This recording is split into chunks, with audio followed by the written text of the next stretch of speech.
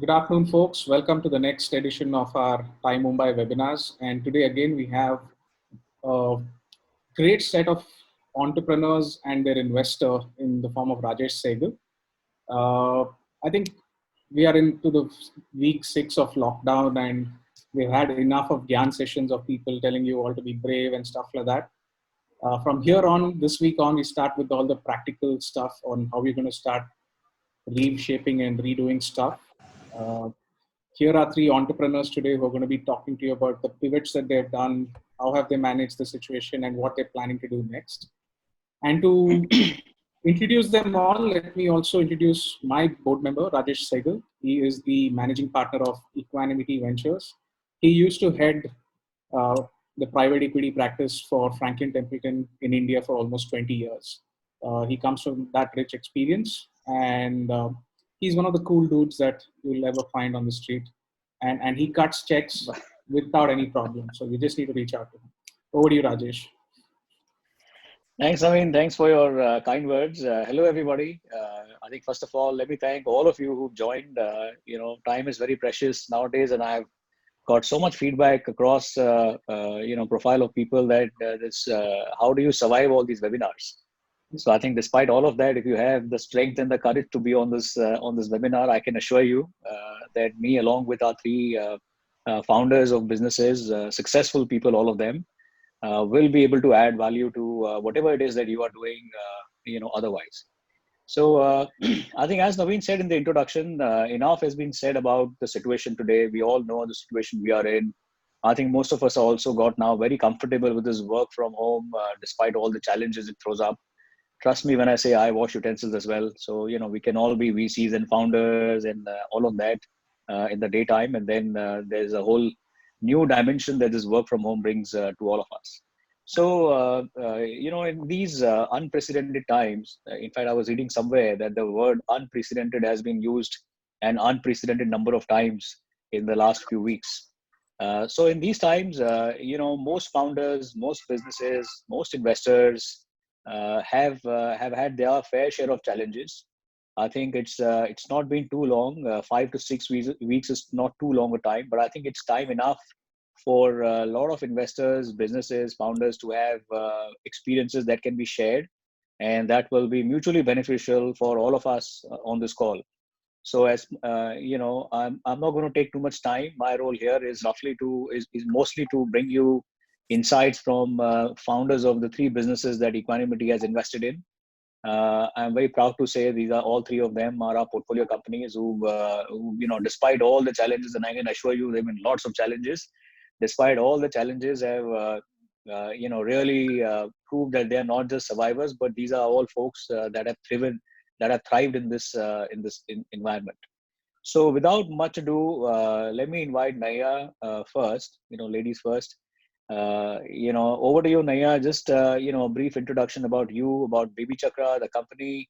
Take 5-10 minutes and share some challenges that you faced. What have you done to keep that afloat, etc. And then we'll move on to the others. Sure. I mean, I like this ladies first, basically putting ladies on the spot first. But thanks, Rajesh, for that. And thanks, everyone. It's super to be here. And it's wonderful to see 155 participants on this call. It just goes to show the collaboration and the community that TiE brings is actually really robust. So, I mean, really excited to be here. So let me sort of, quickly sort of lay out a few perspectives on our journey at BabyChakra and how we sort of responding, to put it mildly, to the pandemic around us. So, very quickly, we started BabyChakra about 5 years back. The whole premise was, how do you create a companion of care for Indian families, specifically Indian mothers, and lead them through the journey of pregnancy and parenting in a very intelligent, very, very relevant way, right? Linked to that, what we figured was that, of course, the fulcrum of everything BabyChakra would be the trust and the companionship, and then there'd be different monetization streams and growth streams that we'd figure out. And I think over last year, very interestingly, we figured out a few, I think, not ahas, but I think a few very clear directions in which we had to go. Sorry, is the audio not clear? It's clear for me. Yes, it is clear. Yeah, it's fine. Yeah. Okay. Ignore chat room. Okay, sure. All right, awesome. So I think last year was a year of a lot of I think of a reckoning for us in many ways, and I think that actually those lessons have translated into how we have approached this challenge as well.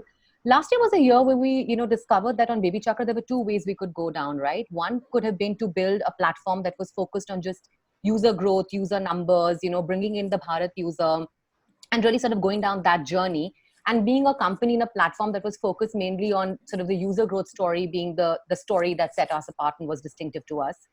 And the second sort of pathway we could have gone down was a pathway we were truly adding value and being aligned to our mission of building trust and building companionship with each user who was already using us, and in that process figuring out very robust revenue streams.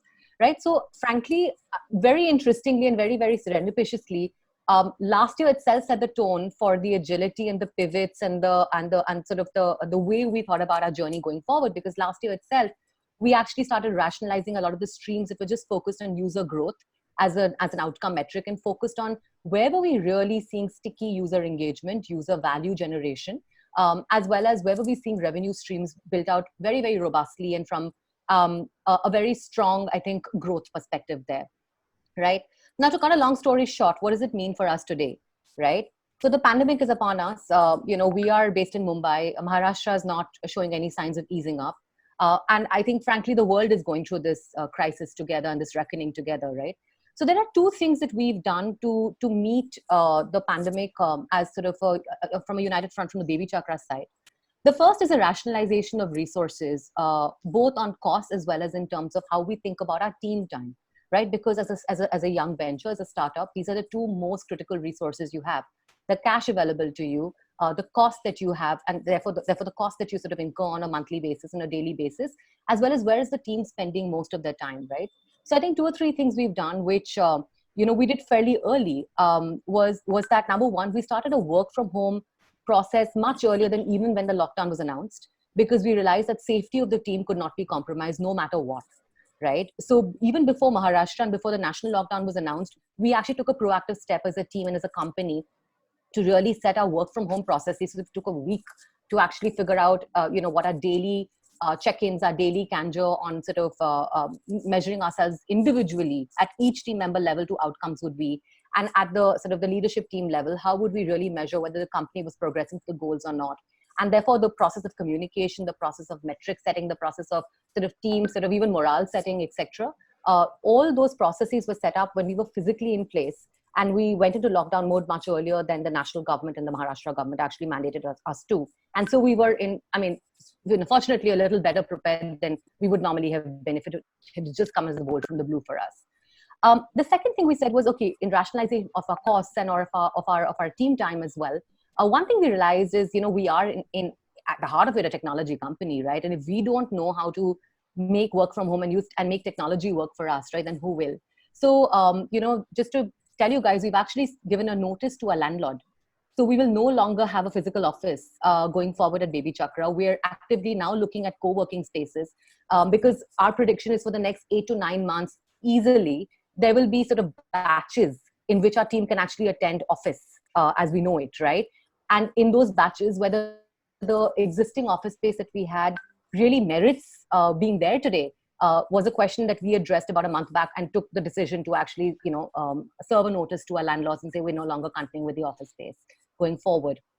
And I think the third piece is that, of course, as the company grows and as sort of the mission of the company grows, what we've started doing is in terms of hiring for future team members, instead of making a formal sort of full-time offers, we are looking more and more at consultants who can add us for a specific defined period in time and add value to that particular business outcome we want them to meet, and for a very, very specific predetermined period in time.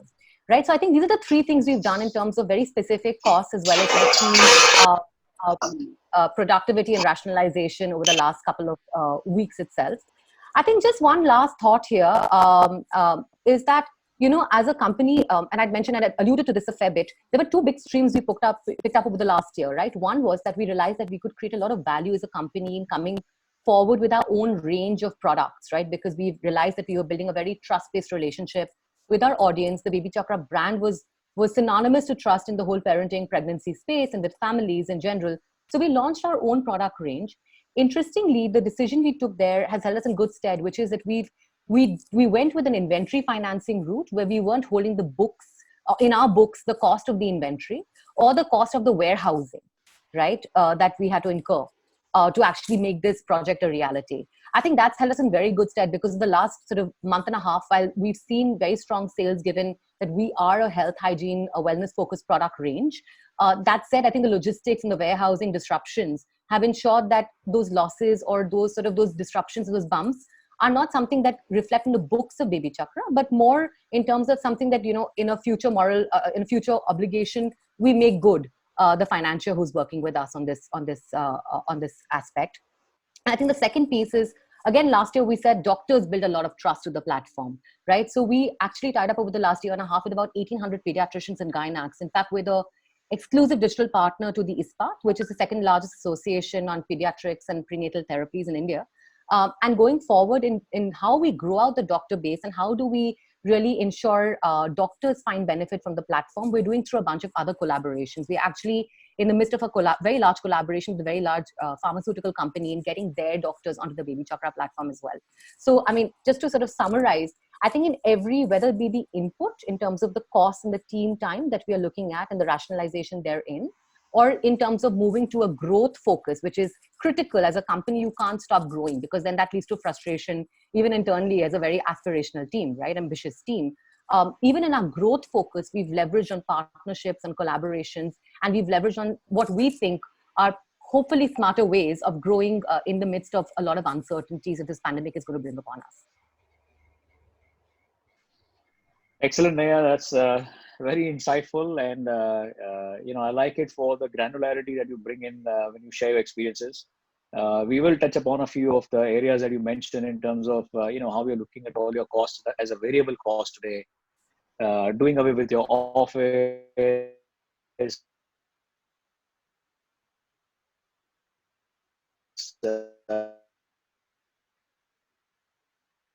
uh, inventory, warehouses, etc. So we'll come back to that. Yeah, But for thank now, you let for me making invite us. Really hoping this will be a productive hour for everybody here.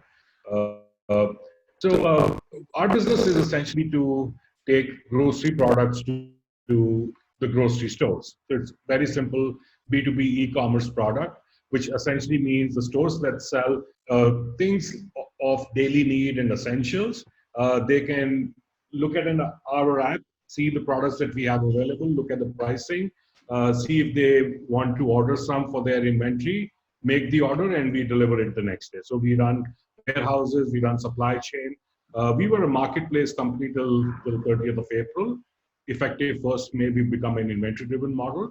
And we've essentially pivoted to be inventory-driven simply because over the last few months, we realized that our value proposition to a retailer in why should he buy from us? Typically, a retailer buys from multiple channels, right? Those are distributors, those are wholesalers, those are organized wholesalers like Cash and Carry, Metro, earlier Walmart, and so on.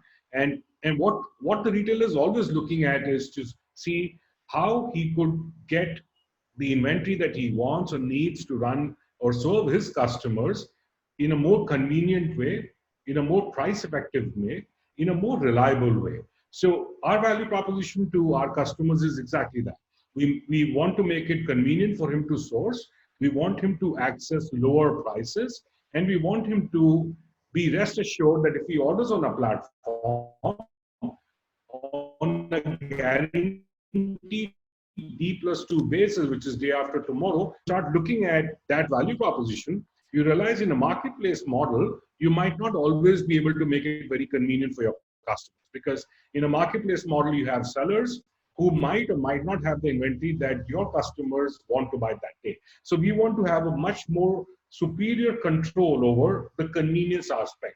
And therefore, we've pivoted over to an inventory model. So we are now the sellers for him, and he's our customer. We're fulfilling and we're collecting cash or RTGS or NEFT or any other payment method. We're not offering credit in a very big way yet, but we're looking to integrate deeply with a few NBFCs and also look at our own NBFC equivalent practice where we can offer credit to them. So that's really what we do. Obviously, in the last 8 weeks, I think the choice was simple.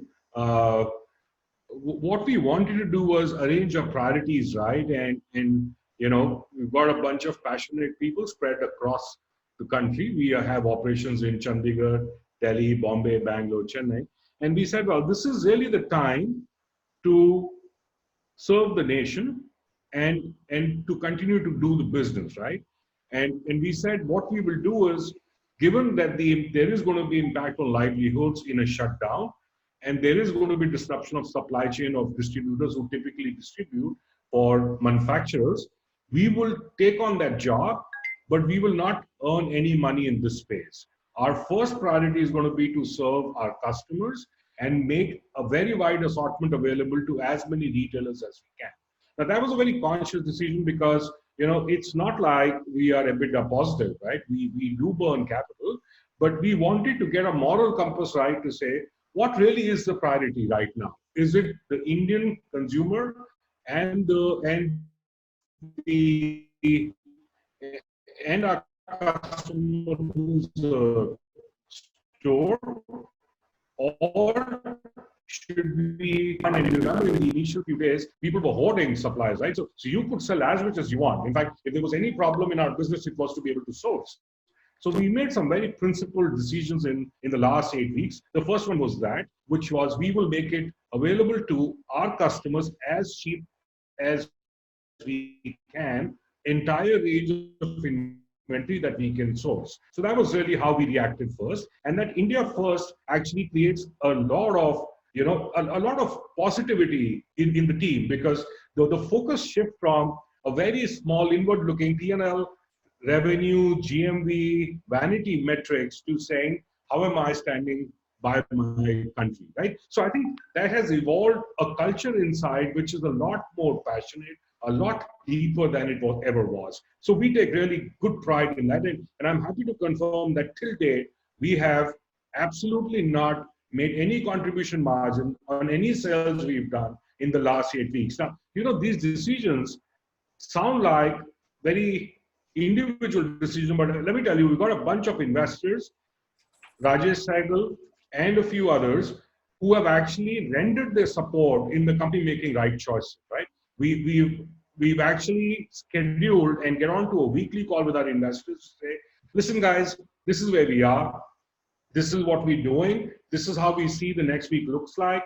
And is there any idea that you guys can bring into the table to make this a better company? So it's been a very inclusive journey. And for me, the learning is you can either see investors as people who are waiting to get their multiples back, or you can see investors and their intellect and experience as part of the thinking process. So it's been a fantastic last 8 weeks. Like I said, we've served our customers, we've served the nation, and we've done with great pride. Like Naiyya said, and I was actually laughing silently, and I thought Rajesh had a particular way of picking the companies, but like Naiyya, we've started 6 new warehouses because we think we can serve a lot more than we could last month, and we've also started to terminate our office contracts. So we've said our people have shown through that if there is a purpose, they don't need to be supervised. So why let go, right? So we've also, one after the other, starting with Gurgaon and then Bombay, we're terminating our office lease, and the money that is accruing to us as the balance sheet item of deposits is actually going into deposits for warehouse, which is hopefully going to spin GMV and serve more customers without us having to go lower down on cash balance. I've realized cash in hand is also an emotional thing. It's not just a number. So if you have 10 months of runway or you have 5 months of runway, your decisions can change radically. You can get self-centered, you can get short-sighted. But if you can keep increasing the subweight by small little things, then it just becomes so much more exciting. And we also take pride in the fact that there is not a single layoff in the company, right? We've not just utilized our people, and I'll tell you what, we spoke to our guys and we said, listen, we've been a 5-day working company. The times are such that we need 16% more time from you. So can you guys step in on a Saturday? So our offices have moved to a Saturday working now. Now you could either cut your cost by 16%, or you can increase what you get from your people by 16%. And we said, when everybody is sitting at home and everybody is just sweeping, mopping in their personal time, TV's become boring because every day we're just counting how many infected and how many.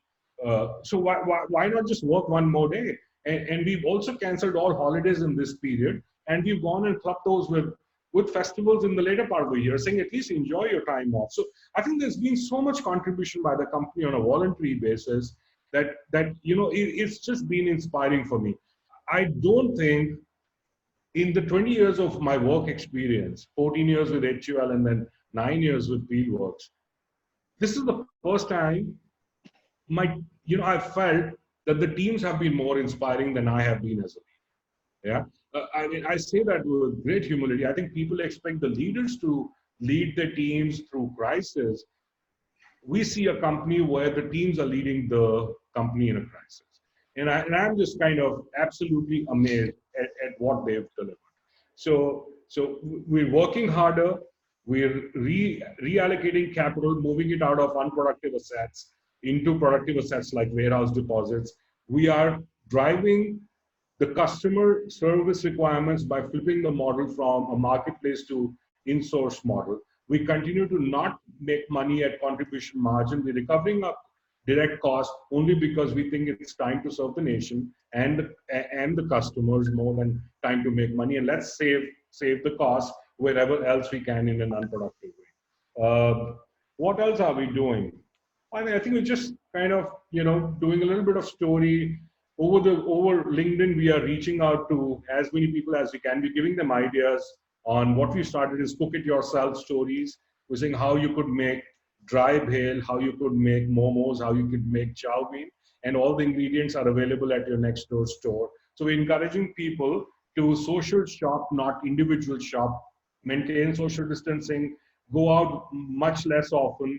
But when you go out and shop, here are a few things that you could shop, which will make it very exciting for your families, so that they don't miss restaurants too much. So there is some work we're doing there. So overall, Rajesh, I think that's been our journey, a journey of excitement, a journey of wanting to serve the nation, a journey to give a longer runway to the company, look at costs, bring down the unproductive costs, reallocate them to productive costs, serve the customer better. So that's really what we've been busy with in the last 8 weeks or so, along with the team. Amazing. Thanks, Sachin. What a delight to hear from you. And I think all of us are in this together as far as serving the nation is concerned. But I think a few takeaways from what you said, which I think is relevant for all of us on this call, that culture is very important. How you treat your employees, what's the relationship you have with them, how they feel inclusive and contribute to the cause. I think in today's time is extremely important. Using cash, capital reallocation, using cash from one part of the business to another, which you feel is more productive. I think these are things that all of us are now grappling with. So thanks a lot. That's good. Let me quickly go on to Atul, who runs FreshVnF.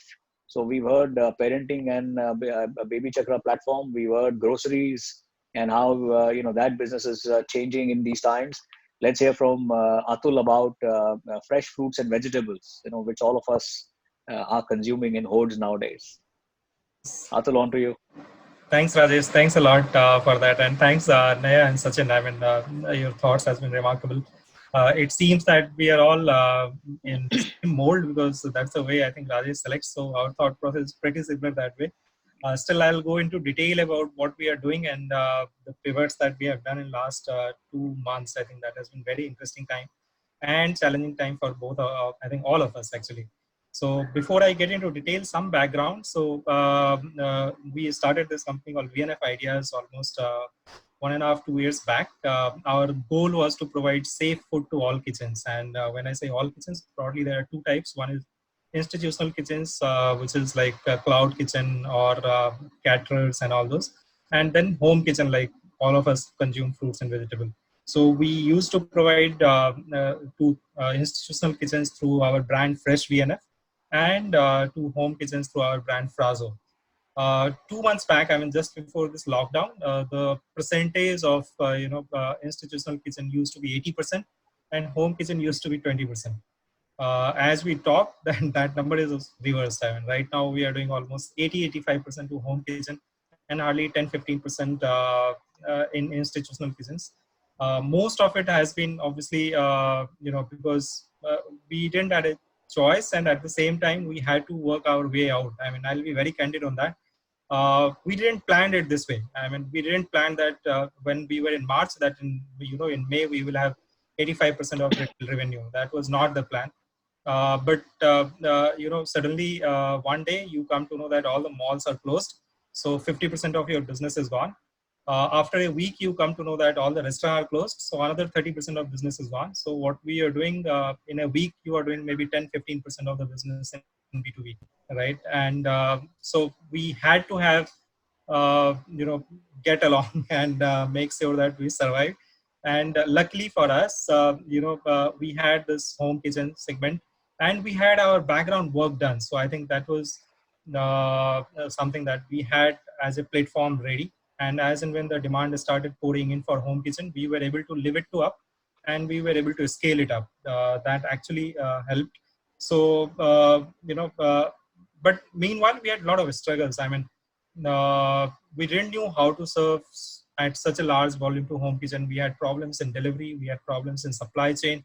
We were used to supplying 200-300 kg worth of fruits and vegetables to the large kitchens, whereas now we were dealing in 8 to 12 kgs maximum, maybe 15 kgs sometimes for a customer.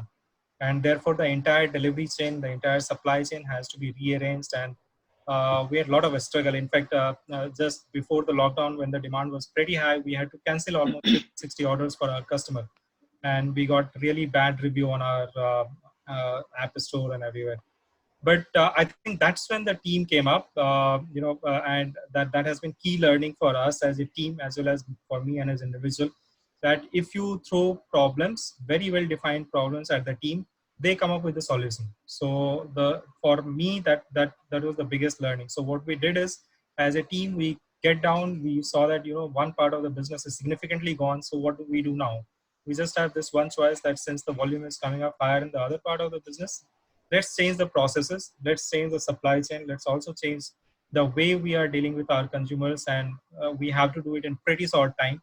And the entire team actually came together. So I was so positively surprised. The tech team of hardly 3-4 guys, they come up with entirely new consumer app for ordering on this fruits and vegetable within a week or two, right? They were able to build it, develop it, test it, and roll it out, right? So that was one. The second part was, we were getting a lot of requests for this. I think those in Mumbai, they will appreciate. There are a lot of societies, gated community, where because of the lockdown, they are not able to move out, and they want the fruits and vegetables to come to their societies. And we had almost like 700-800 societies requesting us to deliver it to their doors within this time frame.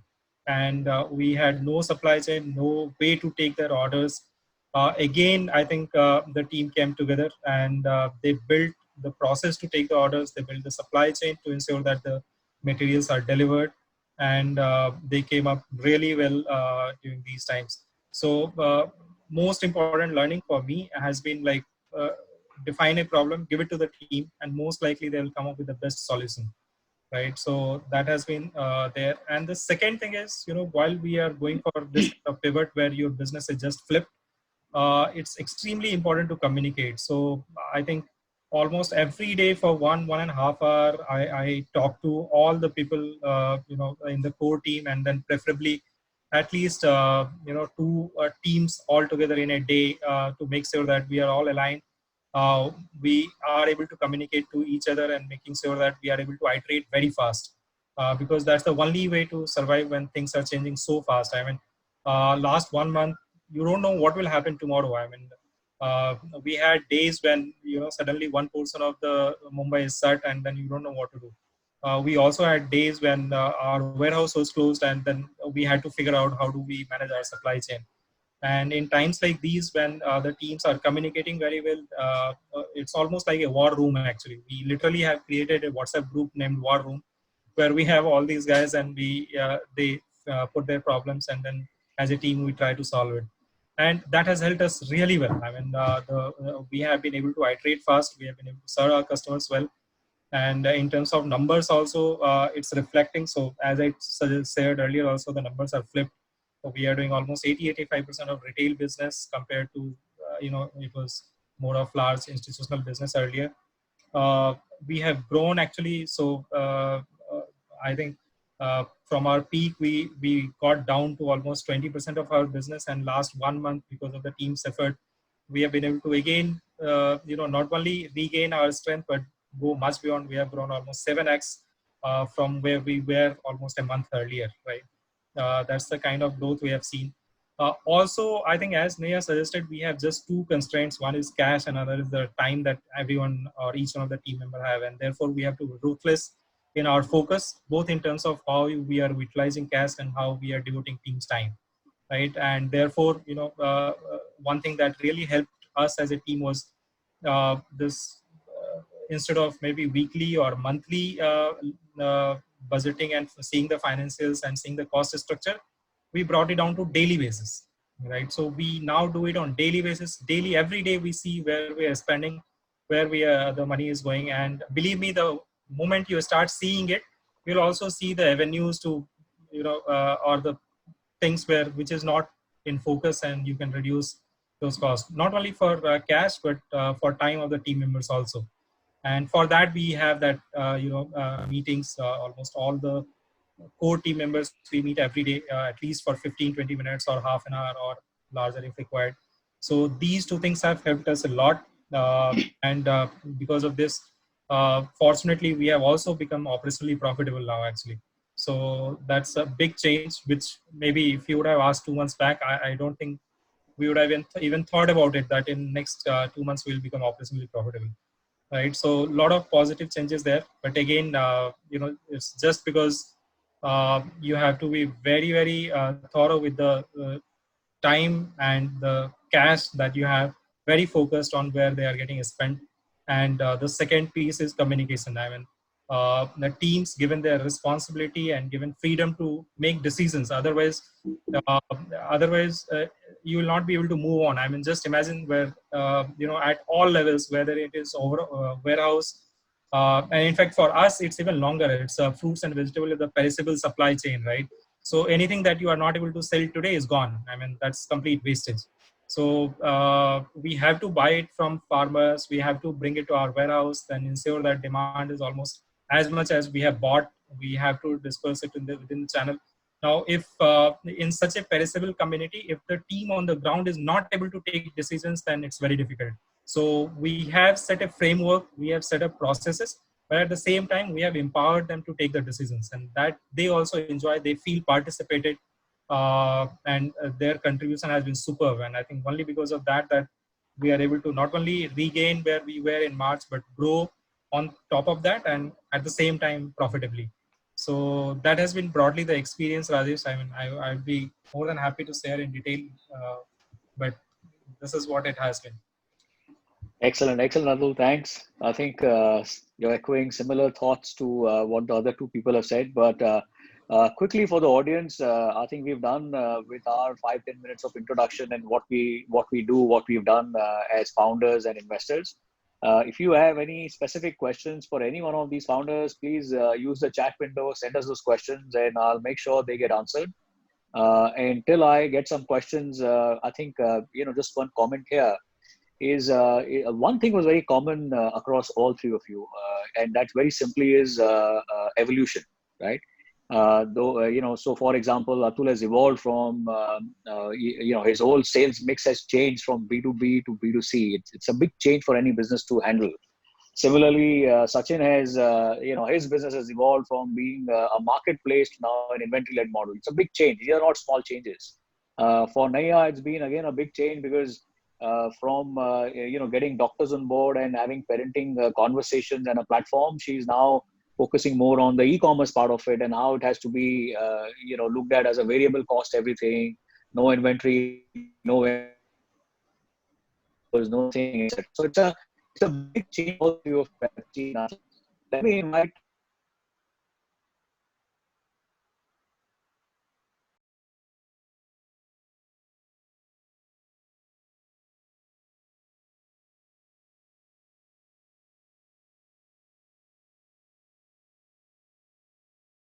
to think through from your experience, what should we think about when we are thinking of flipping to adjust to the reality?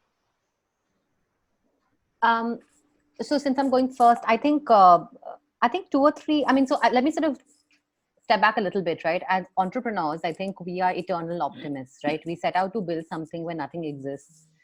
We set out to, inspire a team with stories of what can be, right? And that inspires us as well, right? And I think this time of the pandemic has been a time where I think it's one of the best times, again, to build and to rebuild, right? Together as a team. So I think the pivots, one, of course, is a revenue consideration, right? Because eventually, I mean, as a startup, I mean, if you live to fight another day, then you live to fight, and then you live to hopefully win, right? And therefore, when we looked at all that we were doing, and, honestly, Rajesh, and you know this very, very well, right? This story didn't start only from the pandemic. It actually started a little earlier than the pandemic, Yes. because we kept on looking at what we were doing and how we were spending our time and our resources and how we were really creating maximum value and impact for not just the company, but also for our users, right? And we figured out that the families needed better, like more solutions, right? And needed solutions that were that added value to their lives in a very tangible way, right? So if you look at the commerce pivot that we've done, it's not been actually a marketplace pivot, because I think that we've done an set of experiments on much earlier last year. And we realized that the margins there were not something that we could talk about and we could honestly stand behind and say that this is really what differentiates us and really adds value to who we are as a company in our journey to be a companion to our parent, right? We actually looked very differently and said, what do parents really need, right? And we had, this, right? We have millions of parents who use our platform. We have, literally hundreds of millions of data sets that we have looked at. And way back in November is actually when we realized that there were these large latent demands and unmet needs, right? That were being asked of by our parents to us as BabyChakra. Very interesting. I think it's a story that I think a lot of people find a little like, really, like that point in time, I remember discussing this with people externally, saying we want to build ranges around health, hygiene, wellness, nutrition, right? We're going to start off with something like a fruit and vegetable wash, a hand wash that's safe for kids, and a hand sanitizer for kids. And people, this is November, guys, just remember, right? People looked at us and said, really? There are markets for these products, right? And this was just based on the data that our community was giving us. It wasn't like amazing insight that, any of my leadership team or I had. I mean, of course, my leadership team really sort of thought it through and did all the analytics and, we arrived at the final answer. But this was really what our community told us, right? And I think that really solidified our decision to go down a certain pathway, right? And that gave us that comfort that we could go down the pathway because there was demand for it. There was latent demand for it, very, very clearly articulated by our community.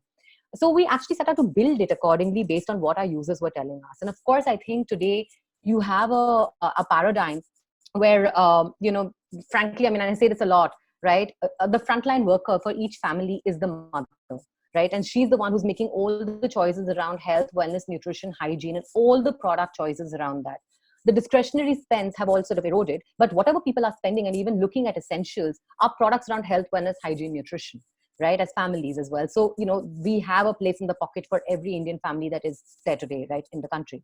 And the second thing I keep on saying is that the biggest community evangelist for health, wellness, hygiene, nutrition is no other than our Prime Minister Modi, right? So we're in a very, very interesting period in time. And I think the idea here is how do you grow out this range of private label BabyChakra products on the verticals of health, hygiene, nutrition, and wellness, and go very, very aggressively on that.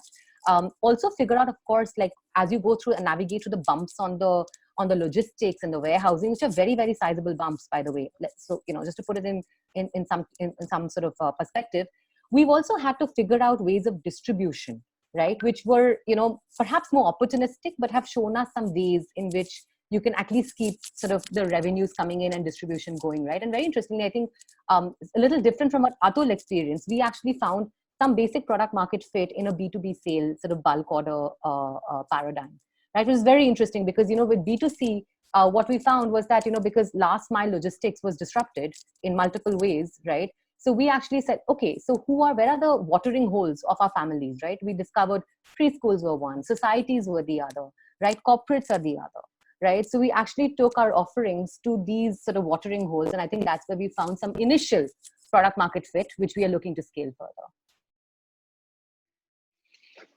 Excellent, excellent. Sachin, we have a question for you from one of the participants. This is Yagnesh. I don't know if you gentlemen have met, but Yagnesh is someone who also active investor, entrepreneur, understands businesses. I think his question is very relevant here.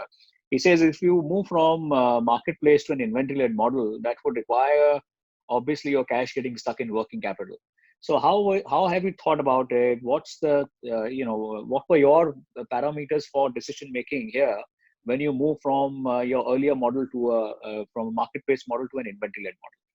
Right, great. And I think that's exactly the reason why we took this long to pivot. So let me go back and explain the way I look at this problem.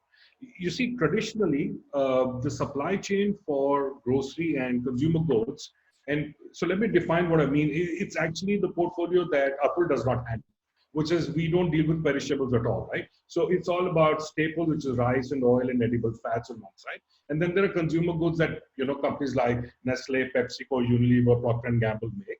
And then there is obviously unbranded stuff like brooms and mops and, household tools and equipments that we all buy, but they're not typically branded. So, you still find unbranded phenol in these stores. So those are the three real categories that we deal with. We deal with all of those. Now, the supply chain so far has been designed manufacturer forward, which means if P&G needs a distributor, they go and appoint one, and that guy is then exclusive P&G, is not allowed to do other competing companies and so on. So the distributor then sends his salesman to the retailer every once a week. So you see, if there are 300 suppliers that a retailer is dealing with, then there are 300. Now that's where convenience is badly compromised, right? So it's a very manufacturer forward centric at all, customer being the retailer. So when we started off, exactly for the considerations that this question has come up, even for working capital, because that's a very stiff ask, and then there is also the question of returns. So why don't we there is inventory in the market which is not meeting the demand. Can we get that inventory to first connect with demand and start solving the problem with that? So, when you start selling in that, you're still not customer backward. So when you go wholesale forward, you solve a lot of those problems, because you still probably don't have wholesalers who are selling, say, Harpic, for instance, just to throw a name of a brand there, but is selling Parle-G. He doesn't have Good Day. So you still are partly solving the problem. To solve the entirety of this problem, you have to become the store's own store. So if the store is selling 3,000 SKUs, then we need to keep those 3,000. As we grow, we would like to keep sales. But that's a very far cry. And intelligently, what we've done right now is we've listed the head of this business, which is contributing to about 50% of the GMV of a store and is limited to about 300 to 400 SKUs. So we are still not meeting all the needs of the customer, only because there is a diminishing return on. In the fullness of time, the company that is going to emerge the winner is going to serve the customer's needs in full. So we have to work very hard from this point onwards to be able to keep the assortment which matters to the customer and his shoppers, right? So we will continuously have to evolve ourselves and our business model. To answer the question very specifically, have we utilized the capital that we raised from our investors as working capital? The answer is deals with companies to provide their assortment to us on credit. 3 days, 2 days, 5 on and met investors from the market, and we've gotten them on a guaranteed, it's like a fixed income product that you guys design in financial sector all the time. So we've told them that you deploy this much capital in our fulfillment center, and we will make the most of it in terms of rotation, right? So they get, we get to rotate and sell and serve more customers. Now, this is always an evolving journey. So do we need more capital? Yes, we need more capital. Do we need more investors? Yes. Do we need more assortment? Yes. Do we need to serve more customers? Yes. So we are in the midpoint of that journey. We are very happy that we've pivoted in such a difficult time. we almost, and you know, I read on chat, somebody said, your guys, your pictures are very rosy. Do you not have any failures? Of course we do, you know. So we built up the entire transition plan, and we had investors who have backed off in the last one because. So what happens if you guys are not around 3 months later? Or what happens if your money gets stuck and the buyers don't pay? I can't take that risk. So the weekend we spent in rebuilding our supplier of capital, right? So we all take these hits, but we know that we're convinced if we are customer backward, we are right. Sooner than later, this cloud will move on. I'm so happy to hear buses are back, trains are back, banks have been working, cities are getting greener. There are reds like Bombay, but we'll deal with those. There are changes that Bombay is institutionalized today. I think the news is beginning to get positive. So over the next week, 2 or 3, we will come back into full form in our business, but we would have pivoted very intelligent. So we need your best wishes. We are nowhere close to where we want to be right now, but we'll get there. I think we are confident and we're excited about this. So let's see where we go. Okay, excellent. I think we all of us on this call need best wishes from everybody else around us. A question for Atul from Mr. Sudhir Padiyar. I think he's asking, and this is a question for all of us actually, that you have been successful in, remodeling your business in these times. What would you do when your traditional business, that you were catering to earlier, which is the HoReCa segment, the hotels, restaurants, cafes? How will you think of your business profile and split when that segment comes back on? Right. Yeah. Thanks. Actually, so it's not that we have forgot those skills. We still have them, right? So we know how to serve those clients. Is that the demand is not there, and as and when that demand comes up. See, fundamentally, when we started as this business also to provide safe foods to all the kitchen, the basic premises was on which we wanted to work is anyone who tries to solve this problem will have to do both the segments, because the kind of product which is required in the retail or home kitchen is slightly different from the product that is required in large kitchens, right? So typically, because of the processing requirement and everything, large kitchen typically requires larger sizes, whereas the small kitchen typically we need smaller sizes, right? So it's we have to have that mix going forward also. And as and when they will open up, I think they will further improve our economics, because right now we have to buy or we have to get the sorted material or get the farmers to sort the material for us, which is more relevant for retail consumers or home kitchens, right? And therefore, sometimes we have to forgo the larger size materials that the farmers and or we are not able to accommodate them in our supply chain. So as and when the older set of client comes up, that will be very good phase for us, because we will have appropriate mix of the client which will be able to handle this entire produce from any agricultural field, right? And that is our goal actually. So one obviously is to provide safe food, because we eliminate all the handling of these food and from the middlemen and mandis. I don't know how many of you visited mandis, but those who have, you'll have challenge eating those foods afterward, right? So we have tried to eliminate that, and at the same time, we also want to reduce wastages, right? And because in fresh category, the wastage can go as high as around 40 to 50% for some categories. On an average, it's anywhere around 25 to 35%, right?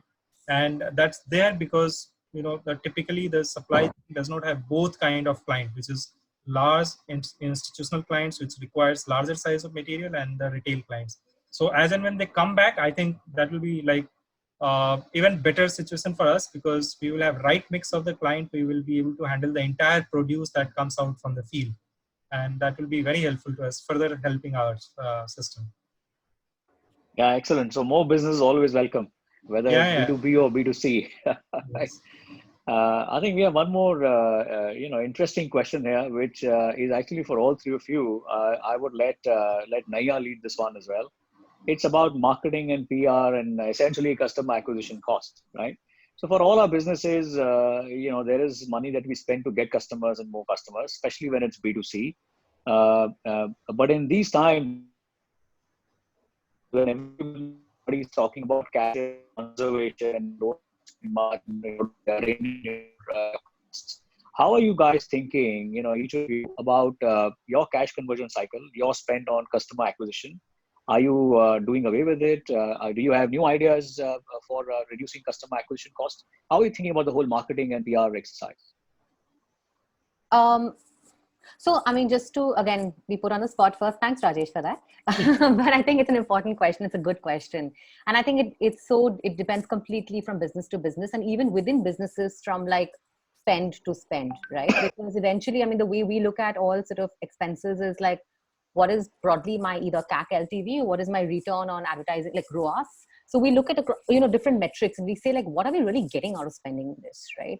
So to give some things in perspective, I mean, see, if you want to just, it's a great time if you want to grow on just a content and a community play, right? Because, your people are not spending. Clearly, they don't have money to spend. A lot of companies are not spending. So actually, it's a great time to actually build, do Facebook ads, do Google ads, do whatever you need to, from a paid marketing perspective, right? And really sort of build your base in terms of users, if you would like to, if you're doing a content or a community play. I think it's a great time to do that. I think CPC rates on Facebook are historically at an all-time low as we speak, right? So I think that's one aspect to it. The second aspect, however, is that if you want to spend towards getting a transaction, right? So conversion-led, conversation you want to have with a potential customer. I think there, of course, again, it depends from category to category. And of course, if you're like, let's say doing something which is a non-essential, or your warehouse and your logistics are like sort of stuck, and, you are in a red zone, or you're in Kalher district, which is like, found new case of corona, and the district admins have shut it down. So many different layers to that, right? So you choose whether you really want to spend money on like actually converting customers at that point in time, even to something that on a longer basis, CAC LTV wise would make sense for you, but logistics and operations wise makes absolutely no sense given where you are today, right? So that's the second sort of consideration set. And I think the third is what I'm seeing a lot of companies actually reach out to us and asking us for sort of thoughts on how we've done it, is like, it's always, by the way, perennially, it's a great time to always build a trusted brand and community, right? So that goes without saying, right? And for that, you don't necessarily need to spend marketing dollars. You have to be smart about how your team is spending their time. Who are the people you're associating yourselves with? So, I mean, it's like when you create communities or when you create like brands, right? You do it because, and the way it gets done is that when you walk, it's like a party. You walk into a party, you see 15 people around that you know and trust. You're like, this party rocks, right? So this brand is trusted. So we figured out what we've been figuring out and what we've been working towards is, doctors add credibility, other parents add credibility to a particular brand or to an experience, right? So I think community is there. How do you sort of nurture, scale them? It's something that we continue to work on. Not all of these are, by the way, paid activities. Most of them are actually organic and very led by, maybe like a barter arrangement we have with influencers, or like a visibility arrangement we have with doctors, right? So I think that's really how we've thought about our marketing and PR spends. Very interesting. Atul, Sachin, your thoughts? Are people coming to you in flocks to get groceries and fresh fruits and vegetables, or are you spending money to get them on? So, Rajesh, in the last 4 weeks, what we've done is, in a B2B, the typical acquisition cycle is that you have people street and they actually go and enroll a store. So you need the GST number and you need to mark the location, and there are repeated orders. So you need to get all of those details on lat long, etc. Right now, what we've done in the last 4 weeks is, given the uncertainty of which particular beat is open today. Beat is nothing but a string of stores, let's say, together on the street, which is meaningful. So you could call Linking Road in Bombay, for instance, as a beat, or you could call similar streets in other parts of the country, strung together, 20-30 stores is what we call a beat. Now, what we've done is we've also shifted to a ready stock model. So in the morning, we're sending a Tata Ace out, which carries about inventory worth about 150,000 or so, and which goes and onboards new stores. Now, that builds trust, because the retailer is getting what his needs are right away. So he enrolls himself, he gets the bill, and he takes what he wants and settles via electronically or cash.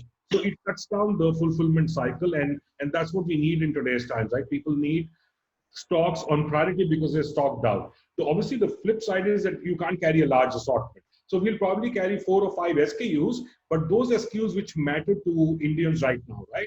Including 2-minute noodles, if you get to lay your hands on them, which is very difficult to procure these days. But that's our priority: 1 liter oil, some Tetra pack of milk, and basically to run a household and not let them go hungry. So that's what the assortment is. And there the acquisition cost comes down dramatically, because what we've managed to achieve is we've removed the sales guy from the cost equation, right? So earlier we were sending this person who was going, talking, onboarding the store, filling out the details, setting him up, and then getting an order which was getting fulfilled the next day or the day after. Now we've cut that particular cost out. So I saw a question, somebody saying, if you set your margins to zero, then how are you funding your business? Well, these wasteful costs are going out of the business, right? So we don't need salesmen anymore for the new outlet. The DA, which is a delivery agent, and the truck is a new sales guy. So those are innovative concepts on customer acquisition. Earlier, it used to cost us about $100 to acquire a customer. Now it's zero, right? And we are growing. We are adding customers every day because we're sending these vans out. So those are that's one of the ways we've managed to make a pivot even on the customer acquisition side. And we've actually realized that because we are in such compelling times, this probably is the best way forward to onboard stores even going forward. COVID or no COVID, this is how we're going to onboard new customers all the time. So that's a learning here. Yeah. It's good. We live, we learn. Atul? Yeah, for us actually, given our segment fruits and vegetable, everybody needs it at least once a week. So acquiring customer in these times has not been a challenge. In fact, our challenge has been the other way around, to serve them and make sure that even in these challenging times, we are able to supply in such a way that they are happy. They are able to get quality, fresh, safe produce for their consumption, right? So that's been our core challenge. But I completely agree with Naiyya. Actually, in these times, the cost of customer acquisition is pretty low. I mean, Facebook or in fact, we were just for the sake of experimentation, we were trying to see that we couldn't believe it. The cost of app download is less than 3 rupees per download, right? Which is unbelievable, right? If you look at just 2 months back, these data. So at this point of time, we are not spending nothing on the customer acquisition. We are just trying to improve our service, quality of product, and ensuring that they are safe in the transit. That itself is acting as a customer acquisition, because for us, one society refers us to another, and then there is this network effect, right? So that is giving us more business to us than that we can handle given the supply chain constraints that we have right now. But going forward, also, I think in time to come, we are trying to leverage this network to ensure that people are onboarded on our app within the societies and those on the other platforms also, so that there is a stickiness with our platform going forward as well. Excellent. So there's one thought that I keep sharing with a lot of founders that I'm talking to and mentoring. It's very simple that in today's time, one of the things that has been taken away from all of us, right, is being disrupted from what you're doing.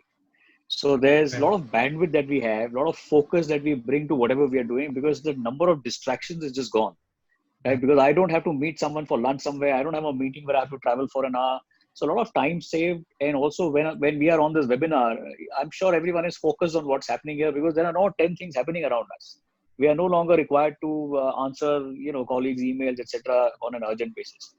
So from a startup or a business perspective, this brings up a very interesting point, which I've seen playing out in a few of our portfolio companies as well, is that customers who are happy today with you will remain with you for a longer time, in my opinion, because the mind share that you have as a business of a customer today is very, very large.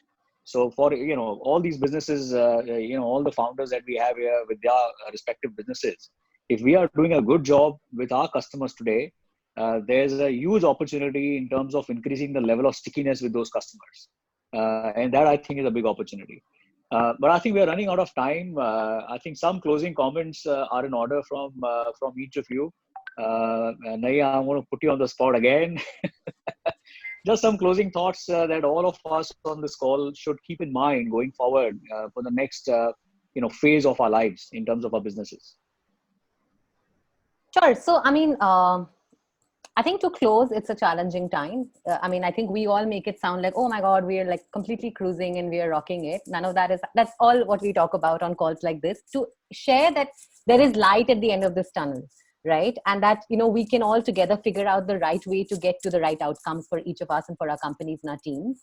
So I think that's something I want to leave with everyone here with, that what we are experiencing today, and I'm going to use a cliche term, is unprecedented, but it's also, I think, an extremely exciting time for us to test ourselves, to actually come together and to rebuild as a team, and sort of really discover what are core to our business models, right? That we really want to flesh out, when things are as sort of sometimes dark or sometimes as like just unpredictable as they are today. Right. So I think it's a very exciting time. And the second thing I want to just leave behind is that the entrepreneur community, like, build that around you. Right. I mean, it's been one of the biggest, I think, sources of collaboration, sources of support to me personally as an entrepreneur, because entrepreneurship can be very lonely, it can be very challenging. And in the midst of all this unpredictability, it's very important to know you're not alone. Right. So I want to leave with these two thoughts, and not the typical optimist thoughts I have, but I think nonetheless very, very, I think, thoughts that I want to share, because I know there's a bunch of entrepreneurs on this call today. Thanks, Naiyya. Sachin, what would you like to share as your leaving thoughts for all of us? I think very simple. I think this is a time when you just got to force yourself and be optimistic about the future. All the long-term plans and strategies have to be executed now, because this is the best time to fix what was not working in the business, right? Which is why we pivoted, which is why Ready Stock, which is why I get the RM out. So we've done so much in the last 8 weeks, simply because we think the future is going to be very bright. I think we will take some time to fight this, but I stay very optimistic that this is something that's really good, that we're doing as a business here, and it should pay back rich returns at the right time. Till then, till the time that long term comes in, until the time we sort this out, the only second comment I have is to have unshakable belief in the administration and the decisions that they are making, because they definitely have the data to act on it. So I think those are the two things I leave here in the group, that I stay optimistic and I stay extremely confident that the actions that are being taken will resolve the situation that we are in as we go by. Those are my comments, Rajesh. Thanks, Sachin. Thanks. Atul, on to you. Yeah, thanks, Rajesh. So I think I share this belief that obviously these are all temporal. I mean, time frame we may agree, but this 3 months, 6 months, 1 year, we don't know, but this certainly go away. Meanwhile, operationally, I think it's very important for us to be very sorted in communication with our team. I think that's the most important thing. And the second thing, which is cash, right? So we have to have a razor sharp view on the cash that we have in our system and where it is getting spent. So these are two very scarce resources, as Naiyya pointed out, team's time and the cash, and we have to be very careful how we are spending to sail through this time. But the time will certainly, this will move on. Excellent. Thanks, Atul. Naveen, on to you. Thanks, Rajesh. Thanks, everyone. Can I request all the speakers to leave your business connects and contact for people whom other founders can reach out for collaborations and stuff? So on a private mode, I've been getting a lot of people who want to connect with all the three of you. And of course, when can I send my pitch deck to Rajesh Sehgal has come at least 5 times already. So if you can leave out maybe your colleagues' contacts, or how they can reach out to you guys for collaborative businesses. I think a lot of startups are really, really looking forward to kind of connecting with you guys. So that'll be helpful. Just drop them in the web chat that's happening. People can take a look, and we'll also be happy to forward them on to you guys. Once again, thanks everyone. They were really interesting insights. And I think stay safe, stay tight. We'll all get through this. I definitely see that even hosting 6 weeks of webinar now, or rather 7 weeks of webinar now, the mood has completely changed from fear and confusion to opportunity today. A lot of people are thinking, what can I do now? And I think the positivity is coming back. That's what I get to hear from most of our founders. The travel, tourism, and hospitality industry is one, I think, which is going to be affected the most. But hang on, folks. I think you guys will make it up all once things open up, because the new breed of millennials are travelers, and you can't take that behavior out of them. So you will start seeing boutique travel hit the fastest the moment it comes off. Thanks again. And guys, if anything you want to reach out to TiE for, please feel free. We're always there to help the community.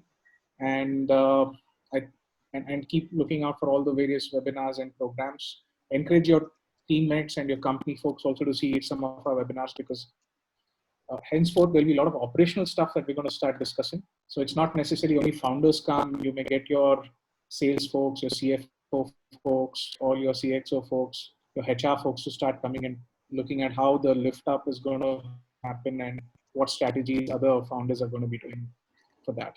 Thanks again, guys. See you all. And Rajesh, we are again going to hold you back within the next 2 weeks when something else comes about and we need more help from all of you. Thanks again. Thank you very much. Thanks everybody. Thanks, guys. Thanks to all of Rajesh. you. Thanks, Yeah. Naveen. I'll catch up with you guys. Bye. See you guys. Bye.